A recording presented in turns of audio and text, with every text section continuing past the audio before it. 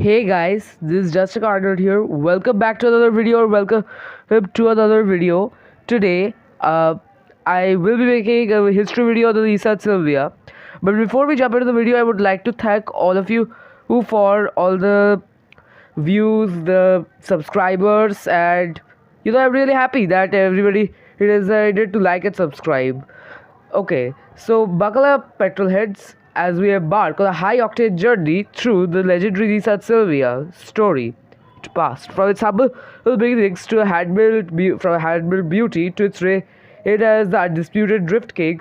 The Silvia still is one of innovation, passion, with a dash-ready adrenaline. Prepare to be transported through the smoky Toge passes and the sun-drenched drag strips, and the roaring heart of the tuning scene. Our epic saga begins with the first Nissan Silvia in 1964. In Japan's post-war boom, in 1964, Nissan introduced the CSP311, a stunning coupe which was rechristened the Silvia after a Swedish actress. This rare gem with its elegant curves and hand-built panels housed a modest 1.6-liter R-Series engine boasting only 92 horsepower.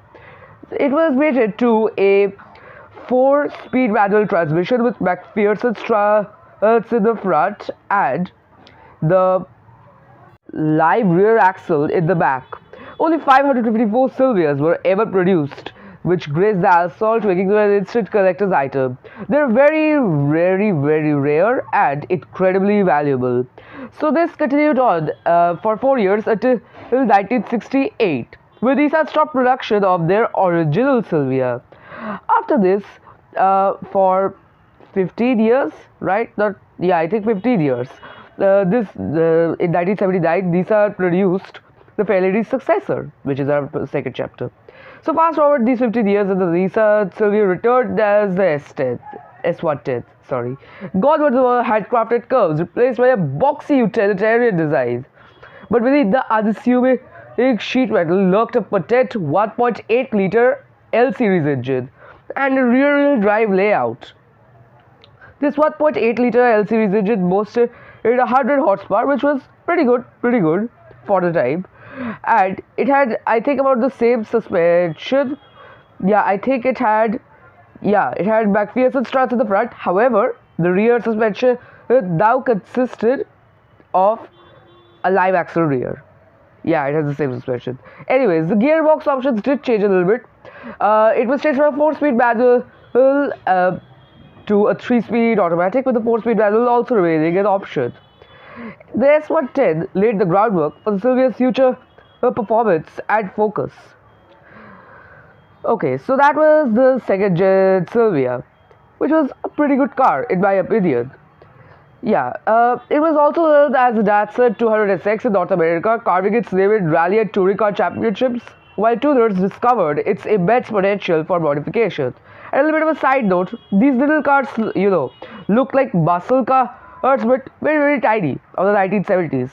I really like that about them. That's what makes them so cool in my eyes. Okay, so that was the second gen Silvia. It continued into production up till 1983. Where it was discontinued after 1983. In 1984, we have the birth of a legend. The story truly explodes with the S12. This sharp light pop-up headlight wielding coupe armed with the optional turbocharged CA80DET engine ignited firestorm performance. The S12, also known as the 200SX in North America, dominated rally and touring car championships, while tuners across the globe unlocked its immense potential. From Japan's Toge passes to the streets of Los Angeles, the S12's unmistakable silhouette darts sideways, leaving a trail of smoke and captivated gearheads in its wake. However, the Nissan Silvia was not totally confined to Japan or North America. There were some other vehicles produced in Australia, Europe, and of course North America, which changed. The 200SX in America missed out of the punchier engines due to emissions, and there were sealed headlights for safety too, which made them very boring. Anyways, I'll continue on with its specs. The S12 had a 1.8-liter Ka24E producing 128 horsepower, or a 2-liter Ka24DE producing 145 horsepower. Sorry guys, that was the wrong specs. There are 1.8-liter Ca18 producing 135 horsepower, and 2-liter Ca18 DET producing 145 horsepower. It is rated to a pretty sporty 5-speed manual transmission, having independent McPherson struts in the front, which is same as the previous generation, but semi-trailing arms in the rear. The turbocharged Ca18 DET engine in the S12, also as the 200SX in North America, became a force to be reckoned with in the track and in the tuning scene. Okay, so that was the S12, continuing up to 1989. In 1989, the Drift King arrives. It's our fourth chapter. From 1989 to 1998, pretty long time, the S13 was made. This car truly cemented the Silvia's legendary status. The lightweight, perfectly balanced coupe, powered by the iconic SR20 DET engine, became the undisputed king of drift. Its nimble handling, tunable chassis, and rear-wheel drive layout made it the darling of the drift community. From Japan's mountain passes to the streets of Los Angeles, the S13 darts sideways, pushing the limits of physics and leaving a trail of sideways grinning petrol heads in its wake. The S13 had much wider engine options than the S12. It had a 1.8-liter Ka24E producing 128 horsepower, or you could option a 2-liter Ka24DE producing 145 horsepower, or you could also option a legendary SR20 DET producing a very good for the time 205 horsepower. It was made into a 5-speed manual or 4-speed automatic transmission, which did not change much. It had independent McPherson struts up front with a very technologically advanced multi-link rear. The lightweight S13 had its rear-wheel drive layout and the SR20 DET, which helped it to become an undisputed drift king, leaving a trail of shredded rubber in its wake.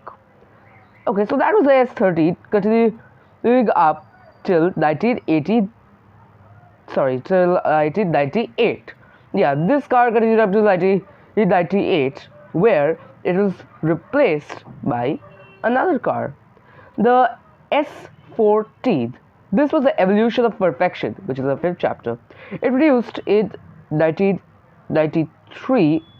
Okay guys, I have had it a little bit mixed up. Yeah, the S30 was produced up till 1993. In 1993, the S14 was being produced, and the S30 was definitely not there. But I'll tell you a little bit more about the S13 before I go with the S14. The S30 was a pretty cool car. That's all I have to tell you about. Now we have the chapter 5, the evolution of perfection. The S14 wasn't just a copycat. It refined the S30's formula with a wider stance, revised suspension, and even more powerful SR20 DET variants. It had a 1.8-liter Ka24DE producing 140 horsepower, a 2-liter SR20DE producing 160 horsepower, and a 2-liter SR20 DET producing 222 horsepower. This one is a drift car, if you can't tell. It's pretty cool. Yeah, I like it. Anyways, the famous Kouki with the sharper headlights further cemented the S14's iconic status. Whether you prefer the pure balance of the S13 or the refined aggression of the S14, there was a Silvia for every drift dreamer. Like this one. This is a pretty sick drift. It's pulling. Yeah, that's really cool over here. Right. So the S14 had some good suspension options as well, obviously. But I'll first talk about its transmission. There's a 5-speed manual. Right, a 5-speed manual, or I think there was also a 4-speed auto. Yeah, 4-speed auto. Yep. It had independent McPherson struts up front with a multi-link rear in the back. The S14 refined the S30 formula with a wider stance up till a new car was produced from Nissan headquarters.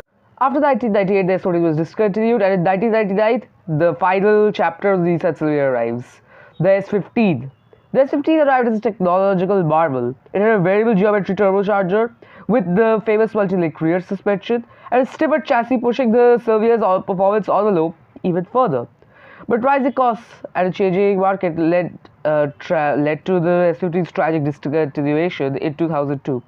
It boasted a 2-liter SR20DE producing 165 horsepower and a 2-liter SR20 DET producing The best of the Silvia's horsepower, 250 horsepower, which was also very good for the time.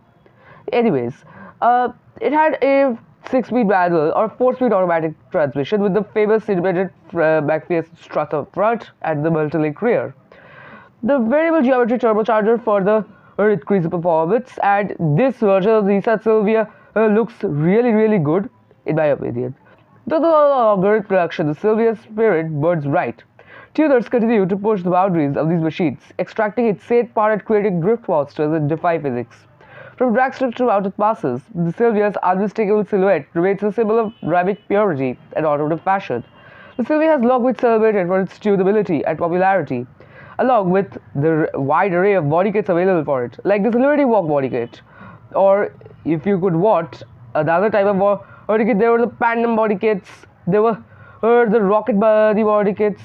Anyways, right, I'll continue on. This iconic sports car produced by Nissan has carved its place in the automotive history as a platform that allows owners to unleash their creativity and personalize their driving experience. This is the S13 Rocket body kit, as I told you guys before. And the S14 Phantom body kit it's really weird and really cool. It will come up later. Anyways, the S14 body kit is like, I can't describe it. It's like a muscle car. Yeah, I can say it's like a muscle car. Anyways, one of the key attributes that has endeared Nissan Silvia to car enthusiasts is its exceptional tunability. The Silvia, particularly models like the S13, 14, and 15, features a rear-wheel drive layout and a well-balanced chassis, making it an ideal canvas for modification. As I was saying, yeah, this is the S14 Phantom body kit. It does look like a muscle car. Anyways, the well-balanced layout and chassis make it ideal canvas for modifications, as I told you guys before. Enthusiasts often appreciate the car's potential for engine swaps, turbocharging, and suspension enhancements, which can significantly boost the performance. Additionally, the SR20 DET engine is a marvel of its time, producing great horsepower and tunability with a wide aftermarket. There's the reason these are also seen every day on the drag strip. These are so reliable that they take almost every beating that you throw at it.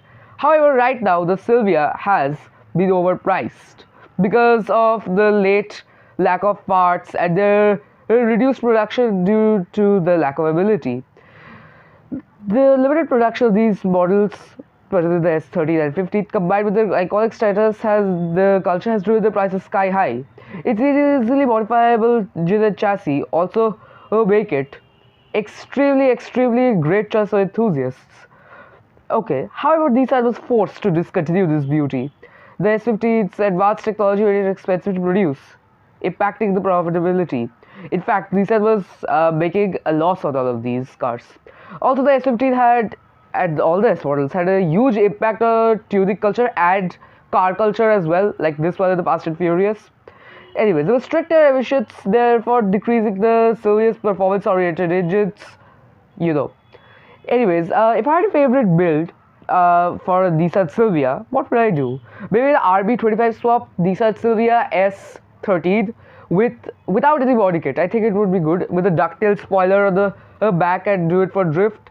Or maybe a Liberty Walk S15, that would be pretty good. Hey, the S15s are legal to import in the US now.